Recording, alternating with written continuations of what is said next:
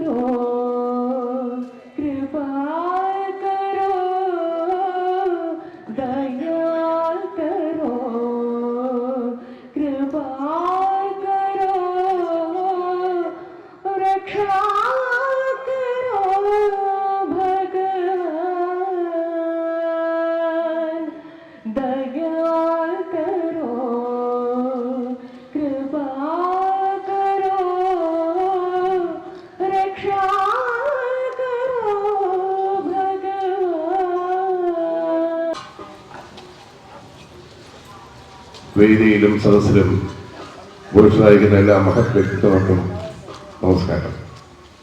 പുരാതന കാലം മുതൽ വടക്കൻ കേരളത്തിൽ നിലനിന്നു വരുന്ന അനുഷ്ഠാന കലാരൂപമാണ് തെയ്യം.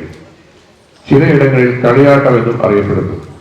അടയാഭരണങ്ങൾ അണിഞ്ഞ തെയ്യത്തിനെ തെയ്യക്കോലമെന്നും അനുഷ്ഠാന കലയെ തെയ്യാട്ടമെന്നും വിളിക്കുന്നു. ഒന്നിനൊന്ന് വ്യത്യസ്തമായ 400-ലധികം തെയ്യക്കോലങ്ങൾ ഇപ്പോഴുമുണ്ട്. പ്രശസ്തമായ തെയ്യക്കോലങ്ങളാണ് രക്തചാമുണ്ടി, കരിചാമുണ്ടി, ഉശിരോട്ട് ഭഗവതി, വയനാട്ട് കുലവൻ, ഉളികൻ, പൊട്ടൻ തുടങ്ങിയവ. നൃത്തവും സംഗീതവും ഒരുപോലെ ഇഴചേരുന്ന അനുഷ്ഠാന കലയാണ് തെയ്യം. കൂട്ടുകുടുംബങ്ങളുടെ വകയായ കാവുകളിലോ ഗ്രാമക്ഷേത്രങ്ങളോ സാധാരണയായി തെയ്യാട്ടം നടക്കുന്നത്. പ്രാചീന കാലത്തെ കുലദൈവങ്ങൾ മുതൽ പൂർവികരെയും യുദ്ധവീരന്മാരെയൊക്കെ തെയ്യങ്ങളായി ആരാധിക്കുന്നു. ഓരോ തെയ്യത്തിനും വേഷത്തിനും മുഖത്തെഴുത്തിനും വ്യത്യാസമുണ്ടായിരിക്കും. പാരമ്പര്യ രീതി അനുസരിച്ച് 8-10 മണിക്കൂറെടുത്താണ് ഒരു മുഖമെഴുത്ത് പൂർത്തിയാക്കുന്നത്. ചെണ്ടയുടെയും ഇലത്താളത്തിന്റെയും താളത്തിനൊത്ത് മുടിയണിഞ്ഞ തെയ്യക്കോലം ചുവടുവയ്ക്കുമ്പോൾ അതീത കാലത്തെവിടെയോ നടക്കുന്ന ഒരു അനുഷ്ഠാനത്തിന് നമ്മൾ സാക്ഷ്യം വഹിക്കുന്നുവെന്ന് തോന്നിപ്പോകും. കേരളത്തിന്റെ അനുഷ്ഠാന കലകളൊന്നായ തെയ്യം അവതരിപ്പിക്കുന്ന അനന്തപുരി തെയ്യാട്ടം നമുക്ക് കിട്ടിയ ധന്യമായ ഒരു അവസരമാണ്. തെയ്യ കലാകാരന്മാരെ നിലമനസ്സോടെ ആശംസ സമർപ്പിക്കുന്നു.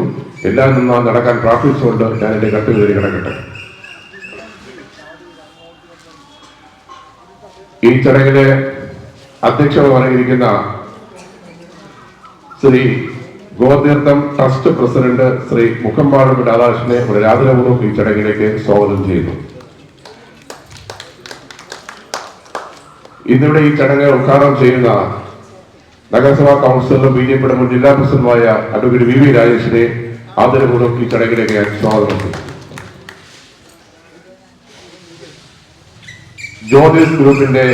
ജ്യോതിസ് ഗ്രൂപ്പ് ഓഫ് സ്കൂൾസിന്റെ ചെയർമാൻ ജ്യോതി ചന്ദ്രൻ അദ്ദേഹത്തെ ആദരപൂർവ്വം ഈ ചടങ്ങിലേക്ക് സ്വാഗതം ചെയ്യുന്നു. ജോയിന്റ് കൗൺസിൽ സംസ്ഥാന സെക്രട്ടറി അംഗമായ ശ്രീ P. ഹരീന്ദ്രൻ അദ്ദേഹത്തെ ആദരപൂർവ്വം ഈ ചടങ്ങിലേക്ക് സ്വാഗതം ചെയ്യുന്നു. വാർഡ് കൗൺസിലർ പുഞ്ചക്കരി വാർഡ് കൗൺസിലർ കൂടിയായ ശ്രീ D. ശിവൻകുട്ടിയെ ഈ ചടങ്ങിലേക്ക് ആദ്യമായി സ്വാഗതം ചെയ്യുന്നു.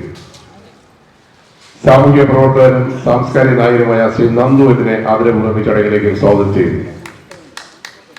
ഗോതീർത്ഥം ട്രസ്റ്റ് സെക്രട്ടറി A. സുരാജിനെ ഈ ചടങ്ങിലേക്ക് സ്വാഗതം ചെയ്യുന്നു. ക്ഷേത്ര committee president Shri Manoj B. ഈ ചടങ്ങിലേക്ക് സ്വാഗതം ചെയ്യുന്നു. അതുപോലെ ഇതിലൂടെ പുരസ്കാരം ഏറ്റുവാങ്ങുവാൻ എത്തിയിരിക്കുന്ന ബ്രഹ്മശ്രീ ശ്രീ ഡോക്ടർ ശ്രീ രാജ് കൃഷ്ണമൂർത്തി അദ്ദേഹത്തെ ആദരപൂർവ്വം ചടങ്ങിലേക്ക് സ്വാഗതം ചെയ്യുന്നു. VR power MD Damodaran Nair, Shyamala Nair എന്നിവരുടെ ആദരപൂർവ്വം ചടങ്ങിലേക്ക് സ്വാഗതം ചെയ്യും. ഷീല വേണുകുമാറിന്റെ ആദരപൂർവ്വം ചടങ്ങിലേക്ക് സ്വാഗതം ചെയ്യുന്നു. ശ്രീ അമൽ സനാതനത്തെ ഈ ചടങ്ങിലേക്ക് ആദരപൂർവ്വം സ്വാഗതം ചെയ്യുന്നു. ശ്രീ രഞ്ജിത്ത് ആംബുലൻസിന് ഇതിനെ ആദരപൂർവ്വം ചടങ്ങിലേക്ക് സ്വാഗതം ചെയ്യുന്നു. ഉണ്ണികൃഷ്ണൻ കുരികളെ ഒരു ആദരപൂർവ്വം ചടങ്ങിലേക്ക് സ്വാഗതം ചെയ്യുന്നു. ഡോക്ടർ ഹരികൃഷ്ണനെ ആദരപൂർവ്വം ചടങ്ങിലേക്ക് സ്വാഗതം ചെയ്യുന്നു. രാമകൃഷ്ണൻ വിയെ ഈ ചടങ്ങിലേക്ക് ആദരപൂർവ്വം സ്വാഗതം ചെയ്യുന്നു.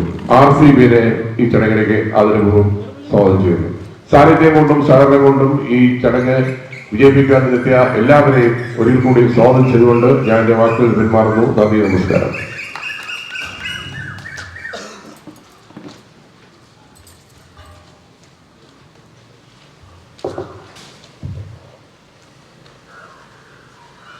ഈ സാംസ്കാരിക സമ്മേളനം ഔദ്യോഗികമായി ഉദ്ഘാടനം ചെയ്യുന്ന ആദരണീയ ഭാരതീയ ജനതാ പാർട്ടിയുടെ തിരുവനന്തപുരം കോർപ്പറേഷൻ കൗൺസിൽ മുൻ ജില്ലാ പ്രസിഡന്റുമായിട്ടുള്ള അഡ്വക്കേറ്റ് BV രാജേഷ് ജി,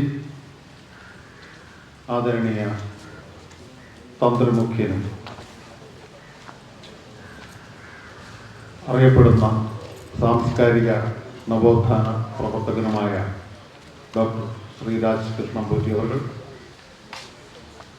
അനന്തപുരിയുടെയും വിശിഷ്ട കേരളത്തിൻ്റെയും വിദ്യാഭ്യാസ സ്ഥാപനങ്ങൾക്കും അതുപോലെ തന്നെ നിറമനസ്സോടുകൂടി ചാരിറ്റി പ്രവർത്തനങ്ങൾ ചെയ്യുന്നതുമായ നമ്മുടെ ജ്യേഷ്ഠ സഹോദരൻ, ഒരു വിദ്യാഭ്യാസ വിദഗ്ധൻ കൂടിയാണ് ജ്യോതിഷ് ഗ്രൂപ്പ് എഡ്യൂക്കേഷൻ സെന്ററിൻ്റെ ജ്യോതിഷ് ചന്ദ്രൻ സാർ അവர்களെ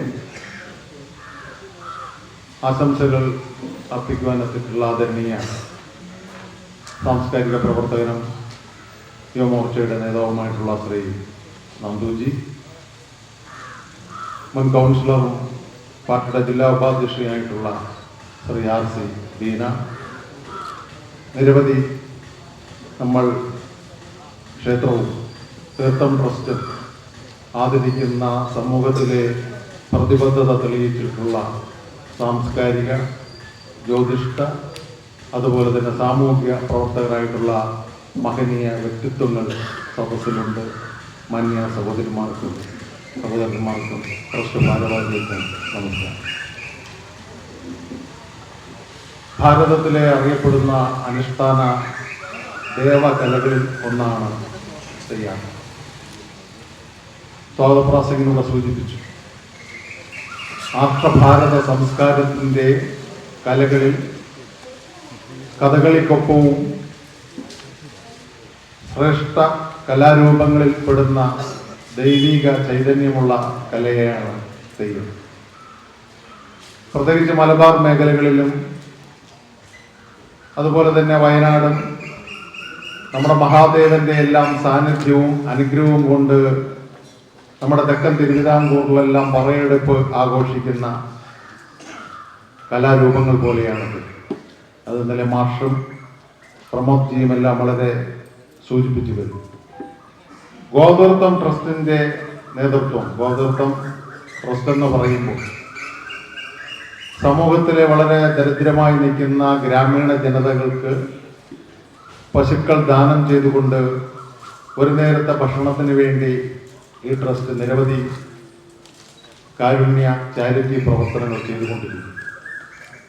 ആ പ്രവർത്തനങ്ങൾക്ക് മഹനീയമായ ശ്ലാഘനീയം നമ്മുടെ ജ്യോതിഷ് സാറും സ്വതന്ത്രി അദ്ദേഹവും എല്ലാം തന്നുകൊണ്ടുമിരിക്കുന്നു.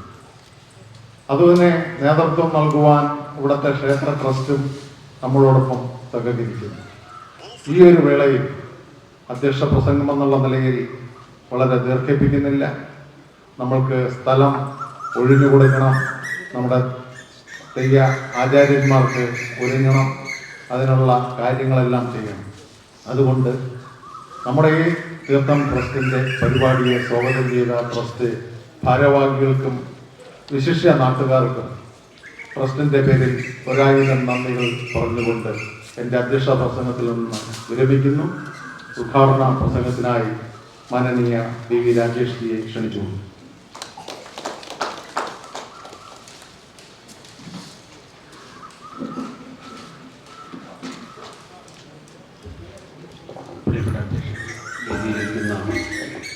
നിരവധി പ്രമുഖ വ്യക്തിത്വങ്ങളുണ്ട്. ഞാൻ കൂടുതൽ സമയമെടുത്ത എല്ലാവരുടെയും പേരുകൾ സ്വാഗത പ്രസംഗങ്ങളൊക്കെ തന്നെ പറഞ്ഞതുകൊണ്ട് ഞാൻ ആവർത്തിക്കുന്നില്ല. എല്ലാവർക്കും നമസ്കാരം. ഈ നല്ല സായാഹ്നത്തിൽ തികച്ചും തെക്കൻ കേരളത്തിന് മധ്യ കേരളത്തിനുമൊക്കെ തന്നെ നല്ല പരിചയം, ഞാൻ അപരിചിതം എന്ന് പറയുന്നില്ല, എന്നാൽ മറ്റുള്ള ക്ഷേത്ര കലാരൂപങ്ങളുടെ അത്രത്തോളം പരിചയമില്ലാത്ത തെയ്യം കാണാൻ വേണ്ടി ഇവിടെ ഇപ്പോൾ മനസ്സിലാക്കുന്ന വയനാടൻ കുലവൻ, കണ്ടനാർ കേളൻ, അത് അഗ്നി തെയ്യമാണ്. ഈ രണ്ട് തെയ്യം രൂപങ്ങളാണ് ഇന്നിവിടെ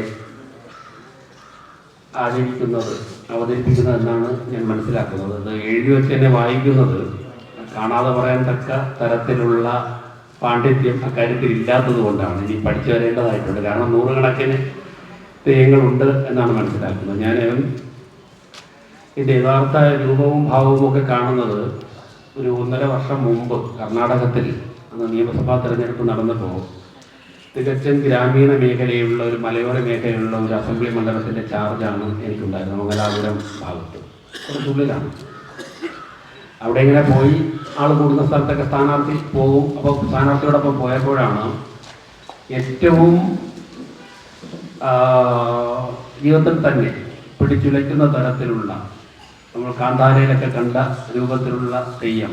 അപ്പോൾ അവിടെ എല്ലാ ഗ്രാമങ്ങളിലും ഉണ്ട്. അത് കോഴിയൊക്കെ ഉള്ള തെയ്യമാണ്. അപ്പോൾ ഞാൻ പറയാതെ തന്നെ അതിൻ്റെ കലാകാരന്മാർക്കും അത് ഡീപ്പായിട്ട് അറിയാവുന്നവർക്ക് തന്നെ മനസ്സിലായി കാണും. അത് ചില ഫോട്ടോ എടുക്കാൻ സമ്മതിക്കില്ല. അപ്പോൾ ഞാൻ പോയ 1-2 ഗ്രാമങ്ങളിൽ ഫോട്ടോ മൊബൈൽ നിൽക്കാൻ സമ്മതിക്കില്ല. ആൾക്കാർ വയലൻ്റ് ആവും. അപ്പോൾ അന്നവിടെ ഒരു വലിയ ആഘോഷമാണ്. ഭക്ഷണമൊക്കെ ഉണ്ട്. സാധാരണക്കാരായ കർഷകരൊക്കെ വന്നിട്ട് ആ തെയ്യമൊക്കെ കണ്ടു. പിന്നീട് കണ്ണൂർ, കാസർഗോഡൊക്കെ പാർട്ടി പ്രവർത്തനവുമായിട്ട് ബന്ധപ്പെട്ട് പോകുമ്പോഴൊക്കെ തന്നെ ഒറ്റപ്പെട്ടൊക്കെ ഈ ഉത്സവങ്ങളൊക്കെ കണ്ടിട്ടുണ്ട്. തീർച്ചയായിട്ടും നമ്മുടെ തെക്കൻ കേരളത്തിൽ അത് പരിചയമായി വരികയാണ്. ഇത് ഇത്തരത്തിൽ അവതരിപ്പിക്കുമ്പോഴേക്കും ഈ ഒരു കാര്യം മാത്രമാണ് ഒരു അപേക്ഷ എന്നുള്ള നിലയ്ക്കും നിർദ്ദേശം എന്നുള്ള നിലയ്ക്ക് വയ്ക്കാനുള്ളത്. കാരണം നമ്മൾ ക്ഷേത്ര കലാരൂപങ്ങൾ തെരുവുകളിലേക്ക് ഇറങ്ങുമ്പോൾ അല്ലെങ്കിൽ പുറത്തേക്ക് ഇറങ്ങുമ്പോഴേക്കും തീർച്ചയായിട്ടും അതിൻ്റെ ആചാരാനുഷ്ഠാനങ്ങൾ നിലനിർത്തി എന്തൊക്കെ ചിട്ടവട്ടങ്ങളാണോ പാലിക്കേണ്ടത് അത് പരിപൂർണമായും പാലിച്ചു മാത്രമേ അത് നടത്താവുകയുള്ളൂ എന്നുള്ള ഒരു വിനയപുരസരമുള്ള ഒരു അഭ്യർത്ഥന ഞാൻ നടത്തുകയാണ്. കാരണം ഒരു നാടിൻ്റെ ഐശ്വര്യത്തിന് നിലകൊള്ളുന്ന ദേവതയെ പ്രാർത്ഥിക്കുമ്പോൾ എന്തൊക്കെ ആകാം, എവിടെ വരെ ആകാം എന്നുള്ള ചിട്ടവട്ടങ്ങൾ ഉണ്ടായിരിക്കും. മറിച്ച് ഒരു ആഘോഷമോ അല്ലെങ്കിൽ അന്തരീക്ഷം ഉണ്ടാക്കുവാനോ ഉള്ള തരത്തിലേക്ക് പോകരുത്. പാലിക്കേണ്ട നിബന്ധനകളൊക്കെ തന്നെ പാലിച്ചുകൊണ്ട് ആചാര്യന്മാർ പറയുന്നതൊക്കെ തന്നെ കേട്ടുകൊണ്ട് വേണം ആ കാര്യങ്ങൾ ചെയ്യാമെന്നാണ് എനിക്ക് പറയാനുള്ളത്. ഇന്നലെ വൈകുന്നേരം ഏകദേശം ഇതേ സമയത്ത് നെയ്യാറ്റിക്കര പെരുമ്പഴൂർ ഭാഗത്തുള്ള വളരെ പ്രശസ്തമായ ആയയിൽ ദേവീക്ഷേത്രത്തിൻ്റെ ശോഭായാത്രയും അമ്മയുടെ പുറത്തെഴുന്നള്ളിപ്പൊക്കെ നടക്കുന്ന ഒരു ചടങ്ങിൽ ഞാൻ പങ്കെടുക്കുകയായിരുന്നു. ആയിരക്കണക്കിന് ആൾക്കാർ വരുന്ന വൈകുന്നേരം 4 മണിക്ക് ആരംഭിച്ച് വെളുപ്പിന് 4 മണിക്ക് അവസാനിക്കുന്ന തരത്തിലുള്ള നൂറുകണക്കിന് കലാരൂപങ്ങളും പ്ലോട്ടുകളും ഒക്കെ ഉള്ള നെയ്യാറ്റിക്കര ഭാഗത്ത് ഏറ്റവും വലിയൊരു അമ്പലമാണ്. അവിടെ SNDP സമുദായമാണ് മുന്നിൽ നിന്നുകൊണ്ട് ആ ഉത്സവം നടത്തുന്നത്. ഞാൻ അവിടെ പങ്കെടുക്കുക. അവിടെ പങ്കെടുത്തപ്പോൾ ഞാൻ ഒരു കാര്യം പറഞ്ഞത് 2 കാര്യങ്ങൾ. ഉത്സവങ്ങളും ഇതുപോലുള്ള ആചാരാനുഷ്ഠാനങ്ങളും ഒക്കെ തന്നെ നമ്മൾ കാത്തു സൂക്ഷിക്കേണ്ടതിൻ്റെ ആവശ്യം നമ്മളൊക്കെ തന്നെ കഴിഞ്ഞ കുറേ ദിവസമായി ടെലിവിഷൻ ചാനലുകൾ വച്ചു കഴിഞ്ഞാൽ വാർത്ത കേൾക്കുന്നതിൽ 60%, 70% നമ്മുടെ സമയം കവരുന്നത് ലഹരി മരുന്ന് അടിമപ്പെട്ട കൊച്ചു കുഞ്ഞുങ്ങളുടെ ജീവിത രീതിയും അവർ ലഹരിക്ക് അടിമപ്പെട്ടുകൊണ്ട് കാണിക്കുന്ന ക്രൂരമായ കാര്യങ്ങൾ, അവരുടെ മനസ്സിനെ തന്നെ നിയന്ത്രിക്കാൻ പറ്റാത്ത തരത്തിലേക്ക് പോകുന്ന വാർത്തകൾ കേൾക്കാൻ വിധിക്കപ്പെട്ട ഒരു ജനതയായി കേരളം മാറിയിരിക്കുമ്പോൾ അത്തരത്തിലുള്ള തലമുറ നാടിൽ വളർന്നു വരാതിരിക്കാൻ വേണ്ടി ഇത്തരത്തിലുള്ള ഉത്സവങ്ങളും കൂട്ടായ്മകളും ഒക്കെ തന്നെ അതിൻ്റെ ആചാരാനുഷ്ഠാനങ്ങൾ നിലനിർത്തിക്കൊണ്ട്, കാരണം ഇങ്ങനെ ഒരുമിച്ച് കൂടുമ്പോഴേക്കും പരസ്പരം കാണുവാനും സംസാരിക്കുവാനും സൗഹൃദം പുതുക്കുവാനും ഒക്കെ തന്നെ ഒരുപാട് അവസരങ്ങളുണ്ടാകും. അപ്പോൾ തെറ്റുകളിൽ നിന്നും പിന്നോട്ട് പോകുവാൻ വേണ്ടിയുള്ള പ്രേരണ മനുഷ്യന് ലഭിക്കും. അതുകൊണ്ട് തന്നെ ഈ ആചാരാനുഷ്ഠാനങ്ങൾ നിലനിർത്തണം എന്നാണ് ഞാൻ ആവർത്തിച്ചുകൊണ്ടാണ് ആ പ്രസംഗം പൂർത്തിയാക്കിയത്. അത് പൂർത്തിയാക്കുമ്പോൾ തന്നെ ഞാൻ അവിടെ പറഞ്ഞു, കുറേ വർഷങ്ങളായി, ഈ വർഷം ഒഴികെ, ഈ വർഷം ഒരു വീട്ടിലൊരു അസൗകര്യമുള്ളത് കൊണ്ട് പോകാൻ സാധിച്ചില്ല. ഈ വർഷം ഒഴികെ എൻ്റെ വിവാഹം കഴിഞ്ഞിട്ട് കഴിഞ്ഞ 15-16 വർഷമായി ഞാൻ മുടങ്ങാതെ ഏറെക്കുറെ എല്ലാ വർഷമല്ല 1-2 വർഷം മുടങ്ങിയിട്ടുണ്ട് പങ്കെടുക്കുന്ന ഒരു ഉത്സവമാണ് കടയ്ക്കൽ തിരുവാതിര. ഉച്ചയ്ക്ക് 2 മണിക്ക് ആരംഭിക്കുന്ന കുതിര എടുപ്പ് വൈകുന്നേരം 7-8 മണിക്ക് കടക്കൽ ദേവീക്ഷേത്രത്തിൽ ആ 4 കുതിരയും കൊണ്ട്, അതായത് നല്ല വെയിറ്റ് വരുന്ന, ടൺ കണക്കിന് വെയിറ്റ് വരുന്ന തടിയിലുണ്ടാക്കിയ കുതിര ആൾക്കാർ ചേർന്ന് തോളിലെടുത്ത് ശ്രമകരമാണ്. അപ്പോൾ ആ ഒന്നാമത്തെ പൂജയൊക്കെ വളരെ അത്ഭുതം തോന്നും. എടുത്ത് ചോളൊക്കെ അവിടെ അമ്പലത്തിലേക്ക് കയറ്റുമ്പോഴേക്കും അടർന്ന് ഇങ്ങനെ രക്തം ഒലിക്കുന്നൊരവസ്ഥ വരും. അതിന് രാത്രി ഒരു 8 മണിയോടുകൂടി അമ്പലത്തിൽ ദേവിയുടെ സന്നിധിയിൽ 4 കുതിരയും കയറ്റിയതിന് ശേഷമാണ് അവിടെ ലൈറ്റൊക്കെ ഓൺ ചെയ്തത്. അപ്പോൾ അത് കാണേണ്ട ഒരു കാഴ്ച തന്നെയാണ്. ഈ കൊല്ലം പോകാൻ പറ്റില്ല. അപ്പോൾ ആ കടയ്ക്കൽ ദേവീ ക്ഷേത്രത്തിലെ കടയ്ക്കൽ തിരുവാതിര അത്രത്തോളം പ്രശസ്തമാണ്. ഒരുപാട് വർഷങ്ങൾ ഞാൻ മുടങ്ങാതെ അവിടെ പോകാറുണ്ടായിരുന്നു. അപ്പോൾ ഇപ്രാവശ്യം പോകാൻ പറ്റിയില്ല. 2 ദിവസം മുമ്പ് ഹൈക്കോടതിയിൽ ചാനലിലൂടെ വാർത്ത കണ്ടത് കടയ്ക്കൽ ദേവീക്ഷേത്രവുമായി ബന്ധപ്പെട്ട് നടന്ന ഉത്സവത്തോടനുബന്ധിച്ച് കോടതി സ്വമേധയാ ഒരു കേസെടുത്തു. അതിൽ കോടതി ഉത്തരവ് പറഞ്ഞിരിക്കുന്നത് ഇനി ക്ഷേത്രങ്ങളിൽ പണപ്പിരിവ് ആഘോഷം സംഘടിപ്പിക്കാൻ പണപ്പിരിവ് നടത്തുന്നത് അവസാനിപ്പിക്കണം. പിന്നെ ശക്തമായ നിബന്ധനകൾ വെച്ചുകൊണ്ടാണ് ഹൈക്കോടതി ഒരു ഉത്തരവ് പുറപ്പെടുവിച്ചത്. ഞാൻ ഇന്നലെ പ്രസംഗിച്ചപ്പോൾ നെയ്യാറ്റിൻകര ഞാൻ പറഞ്ഞു, അവിടുത്തെ മുനിസിപ്പൽ ചെയർമാൻ ഉൾപ്പെടെയുള്ളവരുണ്ടായി. ഞാൻ പറഞ്ഞു, ക്ഷേത്രങ്ങളിൽ ആഘോഷങ്ങൾ ഏതുവരെ ആകാം, ക്ഷേത്രങ്ങൾ ക്ഷേത്ര വേദികളിലും സദസ്സുകളിലും എന്തൊക്കെ ചെയ്യാം, ഏതൊക്കെ കലാരൂപങ്ങൾ അവതരിപ്പിക്കാം, ഏതൊക്കെ പാട്ടുകൾ പാടാം, എവിടം വരെ നമ്മൾ നിർത്താം എന്നുള്ള നിബന്ധനകൾ നമ്മൾ ഉണ്ടാക്കിയില്ലെങ്കിൽ ആവശ്യമുള്ളിടത്തും ഇല്ലാത്തിടത്തുമൊക്കെ തന്നെ കോടതികൾ ഇടപെടുന്ന ഒരു സാഹചര്യമുണ്ട്. അവർ കോടതിയെ അവിടേക്ക് ഇടപെടുത്തുവാനുള്ള കാരണം എന്തായിരുന്നു, ഈ കാരണം പരിശോധിക്കാൻ ഹിന്ദു സമൂഹം തയ്യാറാകണമെന്ന് ഇന്നലെ അവിടെ ഞാൻ സൂചിപ്പിച്ചു. തീർച്ചയായിട്ടും എന്തും ചെയ്യുവാനുള്ള സ്ഥലമായിട്ട് ക്ഷേത്രങ്ങൾ മാറിക്കഴിഞ്ഞാൽ പിന്നെ ഇടപെടാൻ പാടില്ലാത്തവരവിടെ ഇടപെടുകയും നമ്മുടെ പൂജാരിമാർ എങ്ങോട്ട് തിരിയണം എന്ന് പോലും കോടതികൾ തീരുമാനിക്കുന്ന ഒരു സാഹചര്യത്തിൽ ഞാൻ ദീർഘിപ്പിക്കുന്നില്ല.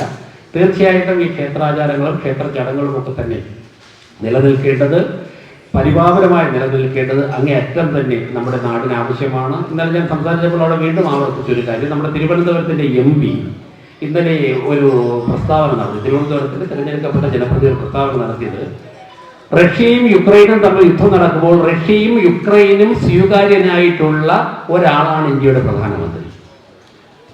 സ്വാഭാവികമായിട്ടും ഈ സ്റ്റേറ്റ്മെന്റ് ഇന്നത്തെ ഈ തെയ്യത്തിന്റെ ആചാരവുമായിട്ട് ആഘോഷവുമായി ബന്ധപ്പെട്ട് പറയുമ്പോൾ എന്താണ് പ്രസക്തി എന്ന് ചോദിച്ചാൽ, അതൊരു പ്രധാനമന്ത്രിയുടെ കഴിവല്ല, മറിച്ച് പ്രധാനമന്ത്രിയുടെ മാത്രം കഴിവല്ല, മറിച്ച് ഒരു നാടിന്റെ സംസ്കാരമാണ് അദ്ദേഹത്തിലൂടെ പ്രതിഫലിച്ചത്.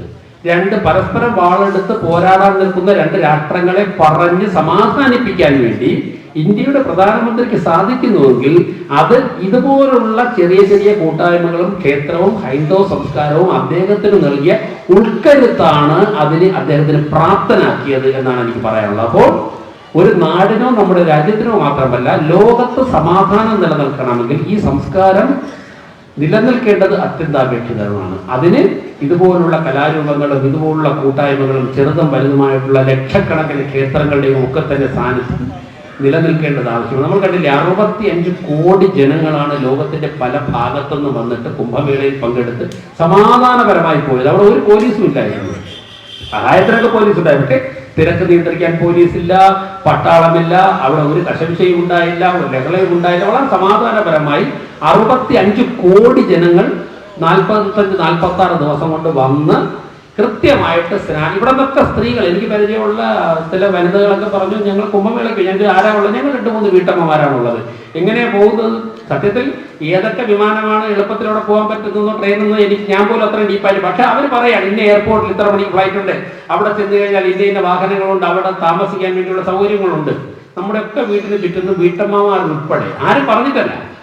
അപ്പൊ ആ കുംഭമേള അത് ലോകത്തിന് മുഴുവൻ ഒരു സംസ്കാരം കാട്ടിക്കൊടുത്താണ്. അതിന്റെ ഒരു ചെറിയ രൂപം തന്നെയാണ് ഇന്ന് ആയിരവല്ലി ക്ഷേത്രത്തിൽ നടക്കുന്നത്. പ്രിയപ്പെട്ടവരെ, ഞാൻ ദർശിപ്പിക്കുന്നില്ല, എന്നെക്കാൾ കൂടുതൽ ജ്യോതി സാർ ഉൾപ്പെടെ വിദ്യാഭ്യാസ മേഖലയിൽ ആയിരക്കണക്കിന് കുരുന്നുകളെ ഈ സമൂഹത്തിന്റെ ഭാവി വാഗ്ദാനങ്ങളായിട്ട് വാർത്തെടുക്കുന്ന ജ്യോതി സാറുണ്ട്. അതോടൊപ്പം തന്നെ പിന്നണി ഗായികയുണ്ട്, രാധാകൃഷ്ണൻ ചേട്ടനുണ്ട്, ബീനയുണ്ട്, ഒക്കെ ഉണ്ട്. അവരൊക്കെ തന്നെ വളരെ വിദഗ്ധമായിട്ട് കാര്യങ്ങളൊക്കെ സംസാരിക്കും എന്ന് പറയുന്നു. തീർച്ചയായിട്ടും ഈ ആയിരവല്ലി ക്ഷേത്രത്തിൽ കണ്ണൂർ ഭാഗത്തു നിന്ന് മലബാർ മേഖലയിൽ നിന്നും തെയ്യം എത്തുമ്പോൾ കുറച്ച് കഴിയുമ്പോഴേക്കും തെയ്യം നമ്മുടെ ഒക്കെ തന്നെ എല്ലാവരുടെയും ജീവിതത്തിൻ്റെ ഭാഗമായി മാറട്ടെ എന്ന് ആത്മാർത്ഥമായിട്ട് ആശംസിച്ചുകൊണ്ട് ഞാൻ ഈ പരിപാടി ഉദ്ഘാടനം ചെയ്യാൻ പ്രഖ്യാപിക്കുന്നു. നന്ദി, നമസ്കാരം. ഹൈന്ദവ ആചാര സംരക്ഷണ കുലപതി പുരസ്കാരം ബ്രഹ്മശ്രീ ഡോക്ടർ MS ശ്രീരാജ് കൃഷ്ണപോറ്റിക്ക് നൽകി ആദരിച്ചു. VR power MD Shyamala Nair, Damodaran Nair കേരളത്തിലെ ആദ്യ സ്വകാര്യ ജലവൈദ്യുതി പദ്ധതിയായ വിആർ പവർ MD ആണ് ശ്യാമള നായർ, ദാമോദരൻ നായർ ഏകദേശം 100 വർഷത്തോളം പൂജകളില്ലാതെ കിടന്നിരുന്ന വിയാർ ചാമുണ്ടേശ്വരി ക്ഷേത്രം ഏറ്റെടുത്ത് പുനരുദ്ധരിച്ച് ശ്യാമള നായരുടെയും ദാമോദരൻ നായരുടെയും അശാന്ത പരിശ്രമത്തിന്റെ ഭാഗമാണ്.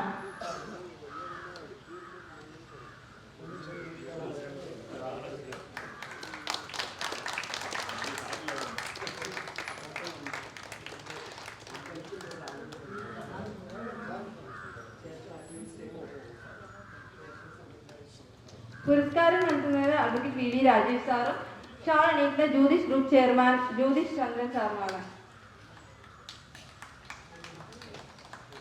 ഷീജ വേണുഗോപാൽ പൊതുപ്രവർത്തകയും സാമൂഹിക പ്രവർത്തകയുമാണ്. അശരണർക്കും അഗതികൾക്കുമായി അമ്മ ഹോം കെയർ എന്ന സ്ഥാപനം നടത്തി വരുന്നു. Viyat power MD Damodaran Nair, Shyamala Nair, Amma home care ഉടമ Sheeja Venugopal, Unnikrishnan Gurukkal, Ranjith Rajan, doctor Harikrishnan, RC Beena, Aman Sanathanam, ACV news producer Ramakrishnan എന്നിവർക്കും ചടങ്ങിൽ വെച്ച് പുരസ്കാരങ്ങൾ സമ്മാനിച്ചു.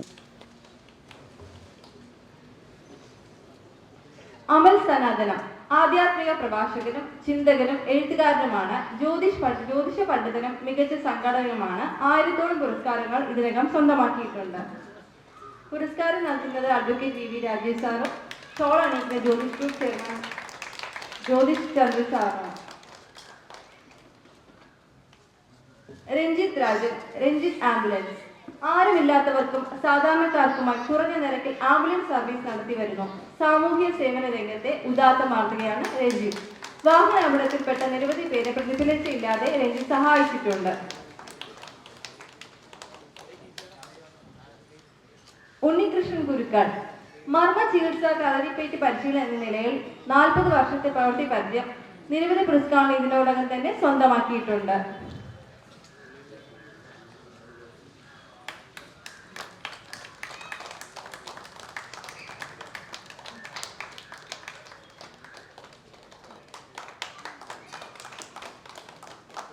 ഡോക്ടർ ഹരികൃഷ്ണൻ BA MS മർമ്മ ചികിത്സ കൂടാതെ കളരിപ്പയറ്റ് പരിശീലകനും കൂടിയാണ്. കോട്ടയം ജില്ലാ sports Kalaripayattu സെക്രട്ടറിയുമാണ്.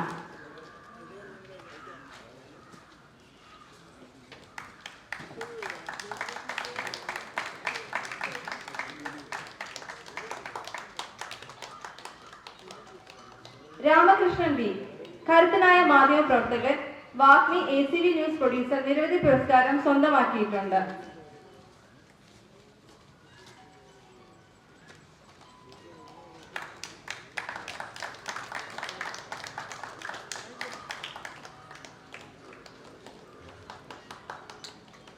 RC Beena BJP ജില്ലാ വൈസ് പ്രസിഡന്റ്, റെഡ് ക്രോസ് ജില്ലാ കമ്മിറ്റി അംഗം, ഭാരതീയ വ്യാപാരി വ്യവസായ സംഘം ജില്ലാ വൈസ് പ്രസിഡന്റ് എന്നീ ചുമതലകൾ വഹിക്കുന്നു.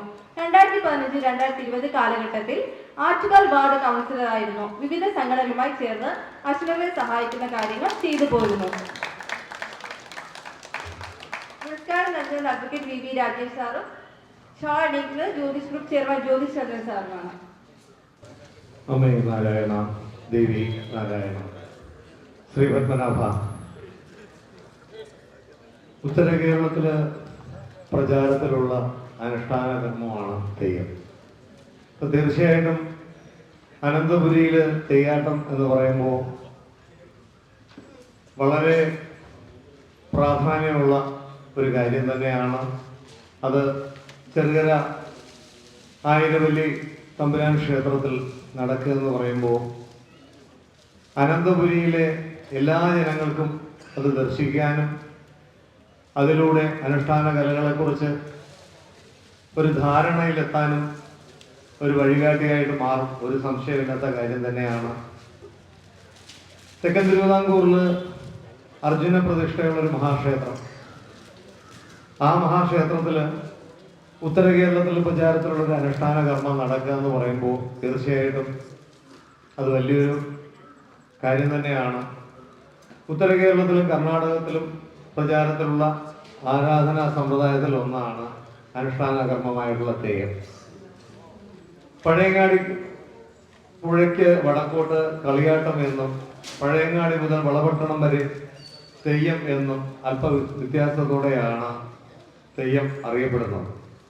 കോഴിക്കോട് ജില്ലയുടെ വടക്കൻ ഭാഗങ്ങളായ വടകര, കൊയിലാണ്ടി എന്നീ പ്രദേശങ്ങളിൽ ചെല്ലുമ്പോൾ അത് തിറ എന്ന പേരിലാണ് അവതരിപ്പിക്കുന്നത്.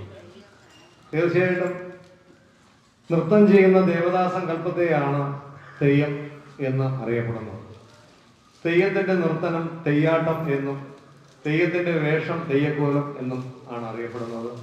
ദേവാരാധന നിറഞ്ഞ തെയ്യം അനുഷ്ഠാനത്തിൽ മന്ത്രപരമായ അനുഷ്ഠാനം, തന്ത്രപരമായ അനുഷ്ഠാനം, കർമ്മപരമായ അനുഷ്ഠാനം, വ്രതപരമായ അനുഷ്ഠാനം എന്നിവ ഇടകലർന്നാണ് നമ്മൾ കാണപ്പെടുന്നത്. പ്രധാനമായും അമ്മ ദൈവങ്ങളാണ് തെയ്യങ്ങൾ. മുച്ചിലോട്ട് ഭഗവതി കൂടാതെ വീരന്മാരെയും തെയ്യങ്ങളായി ആരാധിക്കുന്നു. കതിവന്നൂർ വീരൻ ഏതാണ്ട് 500ഓളം തെയ്യങ്ങൾ ഉണ്ടെന്നാണ് അറിയപ്പെടുന്നത്. എങ്കിലും 120ഓളം തെയ്യങ്ങളാണ് സാധാരണമായിട്ടുള്ളത്. വൃക്ഷാരാധന, പർവ്വതാരാധന, അമ്മ ദൈവാരാധന, പ്രേതാരാധന, ശൈവം, വൈഷ്ണവാരാധന എന്നിങ്ങനെ പല ആരാധനാ രീതികളുടെയും സമന്വയമാണ് തെയ്യം. ദൈവം എന്ന പദത്തിൽ നിന്നാണ് തെയ്യത്തിൻ്റെ ഉൽപ്പത്തി എന്നാണ് ഡോക്ടർ ഹെർമൻ ഗുണ്ടർട്ട് പോലും പറയുന്നത്. അപ്പോൾ നമ്മുടെ ആചാരാനുഷ്ഠാന കലയുടെ മഹാത്മ്യം തീർച്ചയായിട്ടും നമുക്ക് അതിൽ നിന്ന് മനസ്സിലാക്കാൻ സാധിക്കും.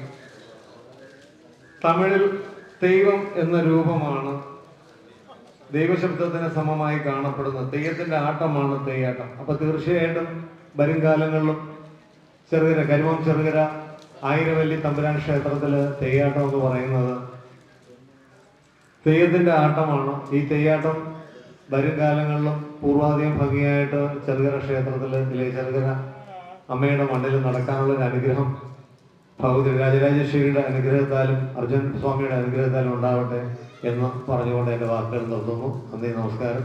എല്ലാവർക്കും ഇവിടെ നടക്കുന്ന ഈ അനുഷ്ഠാന കലയുടെ പേരിലും എൻ്റെ പേരിലും ഈ ക്ഷേത്രത്തിൻ്റെ പേരിലും ഗോതീർത്ഥം ട്രസ്റ്റിൻ്റെ പേരിലും 1000 നന്ദി സ്നേഹം അറിയിച്ചുകൊണ്ട് നിർത്തുന്നു. എൻ്റെ പൊന്നു പത്മനാഭ. ജ്യോതിഷ് സാറാണ് അടുത്തതായിട്ട് സംസാരിക്കുന്നത്. അദ്ദേഹത്തെ സംബന്ധിച്ച് ഇന്നത്തെ കുഞ്ഞുങ്ങളുടെ മദ്യവും മയക്കുമരുന്നും ഡ്രഗ്സും അദ്ദേഹത്തിൻ്റെ സ്ഥാപനത്തിൽ കുഞ്ഞുങ്ങൾക്കും അവയർനെസ് കൊടുക്കുന്നു. വിവിധ സന്നദ്ധ സംഘടനകളുടെ നേതൃത്വത്തിലുള്ളതിലും മുഖ്യമായ രീതിയിലൊന്ന് സാറിനാൽ കഴിയുന്ന രീതിയിൽ സാറ് തിരുവനന്തപുരത്തും കേരളത്തിലും ജനങ്ങളോട് അവയർനെസ് കൊടുക്കുന്നതാണ്. അതിനുപരി കേരളത്തിൻ്റെയും വിശിഷ്ട തിരുവനന്തപുരത്തിൻ്റെയും സാംസ്കാരിക മേഖലയുടെ നിറമുഖമാണ് അനന്തപുരിയിലെ Jyothish group chairman Jyothish Chandra sir. ബഹുമാനപൂർവ്വം അദ്ദേഹത്തെയും ക്ഷണിച്ചു.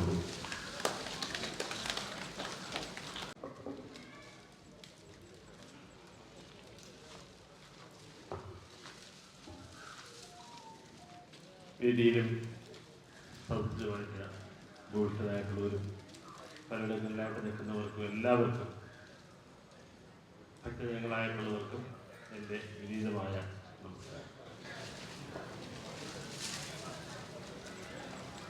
ഇവിടെ ഉദ്ഘാടനം ചെയ്ത് കഴിഞ്ഞ് പോയ രാജേഷ് സാർ അധ്യക്ഷനും മറ്റിവിടെ വേദി അലങ്കരിക്കുന്ന ഓരോരുത്തർക്കും എൻ്റെ പ്രണാമം. ആദ്യമേ തന്നെ ഇന്നത്തെ ചടങ്ങിൽ പങ്കെടുത്തപ്പോഴുണ്ടായ എൻ്റെ ഒരു മാനസികമായ സന്തോഷവും സംതൃപ്തിയും അതിലേറെ അഭിമാനവും ഇവിടെ 2 ദമ്പതികൾക്കുൾപ്പെടെ പ്രമുഖരായിട്ടുള്ള ഈ തെയ്യവും തെയ്യാട്ടവും അനുഷ്ഠാന കലകളും കേരളത്തിൻ്റെ തനത് സംസ്കാരവുമായിട്ടൊക്കെ ഇടകിച്ചേർന്ന് നിൽക്കുന്ന ഒരുപാട് പേരെ ഇവിടെ ക്ഷാളനയിച്ച് ആദരിക്കുവാനുള്ള ഒരു സൗഭാഗ്യം കിട്ടിയെന്നുള്ളത് തീർച്ചയായിട്ടും ഇന്നത്തെ ചടങ്ങിന് എന്നെ സംബന്ധിച്ച് ഒരുപാട് സന്തോഷവും സംതൃപ്തിയും നൽകുന്നൊരു കാര്യമാണ്. ഈ തെയ്യത്തെക്കുറിച്ചും തെയ്യാട്ടത്തെക്കുറിച്ചും വിവിധ കലകളെക്കുറിച്ചുമൊക്കെ ആധികാരികമായിട്ട് പറയുവാനുള്ള വലിയ പാണ്ഡിത്യം എനിക്കും അധികമില്ല. കാര്യങ്ങളിങ്ങനെ നമ്മുടെ നവലയിൽ നിന്ന് കൊണ്ട് ക്ഷണിക്കപ്പെടും മറ്റുമൊക്കെ ആയിട്ടും അല്ലാതെ അറിയും ഇല്ലെന്നല്ല. നമുക്ക് ഏറ്റവും കൂടുതൽ പരിചിതമായിട്ടുള്ള കഥകളിയോ അല്ലെങ്കിൽ മറ്റു ഓട്ടത്തുള്ളലോ പോലെ അത്രമാത്രം നാട്ടിലൊട്ടാകെ നമ്മുടെ കേരളത്തിലൊട്ടാകെ അധികം പ്രചാരം ഇല്ലാത്തത് കൊണ്ടാവാം എൻ്റെ ഇവിടെ ഇരിക്കുന്ന കുട്ടികളെ പോലെ ബാല്യകാലങ്ങളിൽ നിന്നും അങ്ങനെ അധികം നമ്മൾ കണ്ടിട്ടില്ല. പിന്നെ പലപ്പോഴും ചെറിയ തോതിൽ നമ്മുടെ തെക്കൻ കേരളത്തിൽ കണ്ടു തുടങ്ങിയത് ഈ അടുത്ത കാലത്താണ്. എന്നാൽ എനിക്ക് വളരെ പ്രധാനമായിട്ട് സൂചിപ്പിക്കുവാനുള്ളത്, നമ്മുടെ ഇത്തരത്തിലുള്ള കലകൾ കേരളത്തിൻ്റെ തനിമയെ, സംസ്കാരത്തെ പരിപോഷിപ്പിക്കേണ്ടതായിട്ടുള്ള എല്ലാവിധ കലകളും നമുക്ക് കാത്തു സൂക്ഷിക്കുകയും അത് കുട്ടികളായിരിക്കുമ്പോൾ തന്നെ അവരെ പരിചയപ്പെടുത്തുകയും ചെയ്യേണ്ടതായ ഉത്തരവാദിത്വം ഈ തെയ്യത്തിൻ്റെ ഇന്നത്തെ ഇവിടുത്തെ ചടങ്ങ് സംഘടിപ്പിക്കുന്നതും അല്ലെങ്കിൽ ക്ഷേത്രങ്ങളുമായിട്ട് ബന്ധപ്പെട്ട് നിൽക്കുന്ന നമ്മുടെ ഇവിടുത്തെ ദേവസ്വം ബോർഡ് പ്രസിഡന്റ് ഇവിടെ ഉണ്ട് ഉൾപ്പെടുന്ന എല്ലാവർക്കും ചേർന്ന് ഒരുപാട് കാര്യങ്ങൾ നമുക്ക് ചെയ്യാൻ കഴിയും. ഞാൻ ഇടയ്ക്കൊരിക്കൽ തായ്ലൻഡിൽ പോയപ്പോൾ ആ തായ്ലൻഡില് ഏതാണ്ട് 15,000 പേർക്ക് ഇരിക്കാവുന്ന ഒരു ഓഡിറ്റോറിയത്തിൽ 365 ദിവസവും ഇവിടുത്തെ പോലെ അവിടെ ഹർത്താലുകളോ ബന്ധുകളോ അല്ലെങ്കിൽ മറ്റ് അവധികളോ ഒന്നും ഉണ്ടാകാറില്ലെന്നാണ് ഞാൻ മനസ്സിലാക്കുന്നത്. അതുകൊണ്ടാണ് ഞാൻ 365 ദിവസവും എന്ന് തന്നെ പറഞ്ഞത്. 365 ദിവസവും ആ ഒരു ഓഡിറ്റോറിയത്തിൽ 15,000-ഓളം പേർക്ക് ഇരിക്കാവുന്ന ലോകത്തിലെ തന്നെ ഗിന്നസ് വേൾഡിൽ 2ാം സ്ഥാനം അലങ്കരിക്കുന്ന ഒരു ഓഡിറ്റോറിയമാണ് തായ്ലൻഡിലുള്ളത്. അവിടെ വൈകുന്നേരം ഏതാണ്ട് 2.5-3 മണിക്കൂർ സമയം നീണ്ടു നിൽക്കുന്ന, ഏതാണ്ട് 6:30 മണിക്ക് തുടങ്ങി 9:30 മണിയോടുകൂടി അവസാനിക്കുന്ന തായ്ലൻഡിന്റെ സംസ്കാരം മുഴുവൻ ആ ഓഡിറ്റോറിയത്തിൽ അവിടുത്തെ അന്തേവാസികളായിട്ടുള്ള കലകൾ അഭ്യസിച്ചിട്ടുള്ള വ്യക്തിത്വങ്ങളായിട്ടുള്ളവർ അവിടെ അവതരിപ്പിക്കുകയാണ്. നമ്മളെ വല്ലാതെ അതിശയിപ്പിക്കുന്ന ഒരു കാര്യമായിട്ടാണ് എനിക്ക് വന്ന് എന്നോടൊപ്പം ഉണ്ടായ ഞങ്ങൾ കുടുംബാംഗങ്ങൾക്കും ഒക്കെ തോന്നിയത്. നമുക്ക് ഇവിടെ അതുകൊണ്ട് തന്നെയാണ് തായ്ലൻഡ് പോലെ അല്ലെങ്കിൽ ശ്രീലങ്ക പോലുള്ള രാജ്യങ്ങൾ ഏറ്റവും അധികം ടൂറിസത്തിലൂടെ സമ്പന്നരാകുന്നത്. പക്ഷെ കേരളം നമ്മുടെ ടൂറിസത്തിന്റെ കാര്യത്തിൽ ഒരുപാട് നമ്മളിങ്ങനെ അഭിമാനിക്കാറുണ്ടെങ്കിലും നമ്മുടെ കലകളെ ഇതുപോലെ പരിപോഷിപ്പിക്കുവാനുള്ള ഒരു വേദി ഒരുക്കുന്ന കാര്യത്തിൽ ഇല്ലെന്നല്ല. പക്ഷെ ഞാൻ ഇപ്പൊ സൂചിപ്പിച്ചത് ഈ തായ്ലൻഡ് അവിടെ അത് കാണുമ്പോഴാണ് അത് എന്നെ സംബന്ധിച്ചത് കണ്ടിട്ടുള്ളവരുണ്ടാവാം, അഥവാ എല്ലാവരും കണ്ടിരിക്കണം ജീവിതത്തിനുള്ളിൽ ഒരിക്കലെങ്കിലും. അത്രയേറെയാണ് അവിടെ നമ്മളെ വിസ്മയിപ്പിക്കുന്നതാണ്, കണ്ണുകളെ വല്ലാതെ വിസ്മയിപ്പിക്കുന്ന ഒരു അനുഭവമാണ് അവിടെ കാണുന്നത്. അവിടുത്തെ എല്ലാ കലകളും മനുഷ്യരായിട്ടുള്ളത് മാത്രമല്ല, പക്ഷി മൃഗാദികൾ ഉൾപ്പെടെ ആ സ്റ്റേജിൽ വന്ന് പോകുന്നുണ്ട്. ആനയും ഒട്ടകവും അത്തരത്തിലുള്ള വലിയ മൃഗങ്ങൾ ഉൾപ്പെടെ ചെറിയ മൃഗങ്ങൾ ഉൾപ്പെടെ ആടും പശുവും പോത്തും കാളയും അതുപോലെ തന്നെ പക്ഷികളും ഒക്കെ ആ സ്റ്റേജിൽ കാണുന്നുണ്ടെന്ന് മാത്രമല്ല, ആ സ്റ്റേജ് ചില സമയത്ത് വലിയൊരു നദിയായി മാറുന്നുണ്ട്. അതുകൊണ്ടാണ് വിസ്മയിപ്പിക്കുന്നു എന്ന് പറഞ്ഞത്. അത് കഴിയുമ്പോൾ അവിടെ വെള്ളമൊന്നും കാണില്ല. ആ നദിയായി കാണുന്ന സമയത്ത് നദിയിൽ പശുക്കളെയും മൃഗങ്ങളെയും ഒക്കെ അവിടെ കൊണ്ടുവന്ന് കുളിപ്പിക്കുന്നുണ്ട്. ഈ ആനകൾ ഉൾപ്പെടെ അല്ലെങ്കിൽ വലിയ ഒട്ടകം അല്ലെങ്കിൽ കുതിരകൾ ഉൾപ്പെടെ അതിനകത്തേക്ക് പ്രവേശിക്കുന്നതിന് വേണ്ടി അവിടെ അതിന്റെ കവാടങ്ങൾ ഓരോന്നും ഏതാണ്ട് 15 അടിയോളം ഉയരമുള്ളതാണ്. ആ ഒരു ഓഡിറ്റോറിയത്തിൽ തന്നെ ഏതാണ്ട് ഒരു പക്ഷേ 50-60 അടിയോളം ഉയരമുള്ളതാണ്. അപ്പൊ ഇങ്ങനെയുള്ളൊരു സംവിധാനം ഇത്തരത്തിൽ നമ്മുടെ കലകളെ ഞാൻ തെയ്യത്തിന്റെ പ്രാധാന്യത്തെ കുറിച്ച് ഓർത്തതുകൊണ്ടാണ് ഞാൻ ഈ ഒരു കാര്യം എന്റെ മനസ്സിൽ വന്നത്. അപ്പൊ നമുക്ക് ഇങ്ങനെ കൈമോശം വരുന്ന ഇത്തരം അധികം കുട്ടികൾക്കോ അല്ലെങ്കിൽ മുതിർന്നവർക്ക് പോലും വലിയ പരിചയമില്ലാത്ത, അത് ഇന്നിവിടെ അവതരിപ്പിക്കുന്നത് വയനാട് കട്ടലമൻ എന്ന് പറയുന്നതും കണ്ടനാർ കിഴൻ എന്ന് പറയുന്നതുമായിട്ടുള്ള അഗ്നി തെയ്യങ്ങളൊക്കെയാണ്. നമ്മൾ അഗ്നി കാവടിയും മറ്റുമൊക്കെ ഒരുപാട് കാണാറുണ്ട്. പക്ഷെ തെയ്യത്തിന് അതിൻ്റെതായിട്ടുള്ള കലാ മേന്മയുണ്ട്. ഞാനിവിടെ ആറ്റിങ്ങൽ ഉള്ള ഞാൻ കണ്ട പരിചയമുള്ള, അടുത്ത പരിചയമില്ലെങ്കിലും ഞാൻ അടുത്ത സമയത്ത് ആവശ്യമായിട്ട് ഞങ്ങൾ ഇനാഗുറേഷൻ ക്ഷണിക്കാൻ പോയപ്പോൾ അദ്ദേഹത്തിന് വീട്ടിൽ കണ്ടിരുന്നു. അദ്ദേഹത്തിനെ ഞാൻ ഇന്നിവിടെ കണ്ടിരുന്നു. അദ്ദേഹം തെയ്യം കെട്ടുവാനായിട്ട് വന്നിട്ടുണ്ടെന്ന് ഞാൻ മനസ്സിലാക്കുന്നു. അപ്പൊ അത്തരത്തിലുള്ള വ്യക്തിത്വങ്ങൾ നമ്മുടെ തിരുവനന്തപുരം ജില്ലയിലും പല ഭാഗങ്ങളിലായിട്ടുണ്ട്. നമ്മൾ വയനാട് നിന്നോ അല്ലെങ്കിൽ മറ്റ് വടക്കൻ കേരളത്തിൽ നിന്നോ അല്ലെങ്കിൽ മധ്യ തിരുവിതാംകൂറിൽ നിന്നോ ഒന്നും കൊണ്ടുവരേണ്ടതില്ല. കേരളത്തിന്റെ നമ്മുടെ തെക്കൻ ജില്ലകളിൽ തന്നെ ഇത്തരത്തിലുള്ള കലകൾ അഭ്യസിച്ച് അത് ഇപ്പോഴും അവരുടെ ജീവിത ഉപാധിയായി കൊണ്ടു നടക്കുന്നവരുണ്ട്. അപ്പൊ ഇവരെല്ലാവരെയും കൂടി കൂട്ടി യോജിപ്പിച്ചുകൊണ്ട് ഒരു വലിയൊരു സംവിധാനം നമ്മുടെ കേരളത്തിൽ, അത് തിരുവനന്തപുരത്ത് കഴിയുമെങ്കിൽ നമ്മുടെ തലസ്ഥാന നഗരിയിൽ തന്നെ ഇപ്പൊ നമുക്ക് ചെറിയ ഇവിടെയുള്ളതെല്ലാം തന്നെ വളരെ ചെറിയ ഓഡിറ്റോറിയമായിട്ടാണ് എനിക്ക് തോന്നിയിട്ടുള്ളത്. നമ്മുടെ വിജയ് ഹോള വളരെ ചെറുത്, പഴയ വിജയ് ഹോൾ ഇപ്പോഴും അയ്യങ്കാളി ഹോൾ, അതല്ല ഹൃദയഭാഗത്തുള്ളതുകൊണ്ടാണ് ഞാൻ സൂചിപ്പിച്ചത്. സെനറ്റുകളായിരുന്നാലും അതല്ല ടാഗോർ തിയേറ്റർ ആയിരുന്നാലും ഇവയൊക്കെ വളരെ ചെറിയൊരു ഓഡിറ്റോറിയമായിട്ടുള്ളവയാണ്. അതല്ല 10,000, 15,000, 20,000, 25,000 പേര് ഉൾക്കൊള്ളാവുന്ന അത്തരത്തിലുള്ള വലിയ ബൃഹത്തായ രീതിയിൽ ഓഡിറ്റോറിയം ഉൾപ്പെടെ ചെയ്തുകൊണ്ട് നമ്മുടെ എല്ലാ കലകളെയും നമ്മുടെ സംസ്കാരമാണ് ഈ കലകളെന്ന് പറയുന്നത്.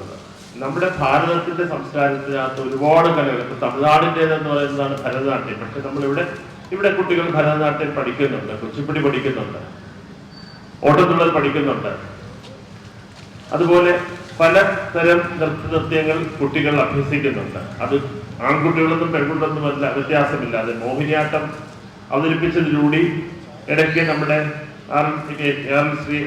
ശ്രീവത്സൻ എന്ന് പറയുന്ന നമ്മുടെ എല്ലാവരുടെയും കണ്ണുള്ളിയായിരുന്ന നമ്മുടെ വിട്ടുപോയ കലാഭവൻ കളിയുടെ സഹോദരൻ എന്ന് വളരെയേറെ പ്രസിദ്ധനാണ്. അദ്ദേഹം ഇപ്പോൾ അവിടെ കലാമണ്ഡലത്തിലെ സർവകലാശാലയുടെ അധ്യാപകനായിട്ട് സേവനമനുഷ്ഠിച്ച് തുടങ്ങിയിരിക്കുന്നു എന്നുള്ളതിൽ നമുക്കൊക്കെ അഭിമാനിക്കാം.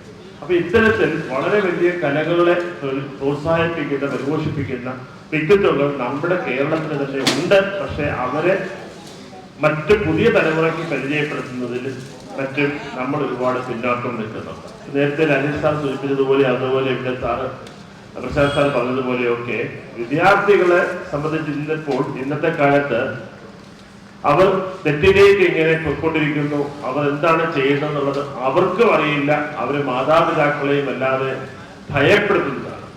മാതാപിതാക്കളെ എന്നല്ല, ഈ ഇരിക്കുന്ന മുഴുവൻ ജനങ്ങളെയും, കേരളത്തിൽ അധിവസിക്കുന്ന മുഴുവൻ ജനങ്ങളെയും ഓരോ ദിവസവും പല രീതിയിലുള്ള വാർത്താ മാധ്യമങ്ങളിലൂടെ നമ്മൾ കാണുകയും കേൾക്കുകയും അറിയുകയും വായിക്കുകയും ഒക്കെ ചെയ്യുമ്പോൾ നമ്മൾ സ്തംഭിച്ചു പോകുന്ന അവസ്ഥയിലൂടെയാണ് നമ്മുടെ ഓരോ ദിവസവും കടന്നു പോകുന്നത്. എന്തുകൊണ്ടെന്നറിയില്ല. 2025 ജനുവരി 1 മുതൽ തുടങ്ങി ഇന്ന് മാർച്ച് 20 വരെയുള്ള ഏതാണ്ട് 80ഓളം ദിവസങ്ങളിൽ ഒരു ദിവസം പോലും നമ്മളെ ദുഃഖിപ്പിക്കാത്ത ദിവസമില്ല. എന്തെല്ലാമാണ് ഇവിടെ ഉണ്ടായിക്കൊണ്ടിരിക്കുന്നത്? ഇതിന്റെയൊക്കെ കാരണക്കാർ ആരാണെന്ന് ചോദിച്ചാൽ ഒറ്റ ഉത്തരം ഞാൻ പറയും, ഞാൻ ഉൾപ്പെടുന്ന രക്ഷിതാക്കളും അധ്യാപകരുമായിട്ടുള്ളവരാണ്. രണ്ടു കൂട്ടരും ഒരുപോലെ കുറ്റക്കാരാണ് എന്ന് തന്നെയാണ് ഞാൻ പറയേണ്ടത്. പ്രധാനമായിട്ട് ഒന്നാം സ്ഥാനത്ത് രക്ഷിതാക്കളാണ്. ആ രക്ഷിതാക്കൾ എന്ന് പറയുമ്പോൾ അധ്യാപകരുമാണ്. കാരണം അധ്യാപകരും രക്ഷിതാക്കളാണ്, അഥവാ രക്ഷിതാക്കളും ഒരുപാട് പേർ അധ്യാപകരാണ്.